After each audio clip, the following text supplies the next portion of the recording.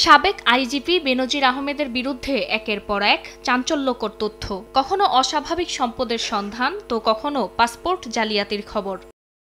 তদন্তে প্রতিটি দিক মাথায় রেখেই এবার দুদক নজর দিল পাসপোর্ট জালিয়াতির বিষয়ে। এ বিষয়ে তথ্য জানতে গত 13 জুন পাসপোর্ট অফিসের কর্মকর্তাদের তলব করে চিঠি দেয় দুদক। সে অনুযায়ী মঙ্গলবার সকালে দুদকে হাজির হন পাসপোর্ট অফিসের 4 পরিচালক, 1 সহকারী পরিচালক এবং 2 জন উপসহকারী পরিচালক।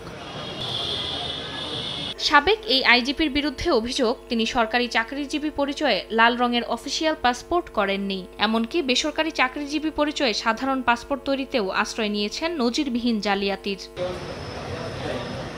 এক পর্যায়ে নবায়নের সময় ধরা পড়লে কার্যক্রম আটকে দেয় পাসপোর্ট অধিদপ্তর। সে সময় র্যাবের মহাপরিচালক থাকায় অবৈধ প্রভাব খাটিয়ে ম্যানেজ করেন সব। পাসপোর্ট অফিসে না গিয়েই নেন বিশেষ সুবিধা।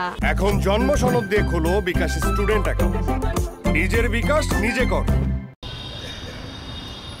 এ বিষয়ে বিস্তারিত জানতেই পাসপোর্ট অধিদপ্তরের কর্মকর্তাদের তলব করে দুদক।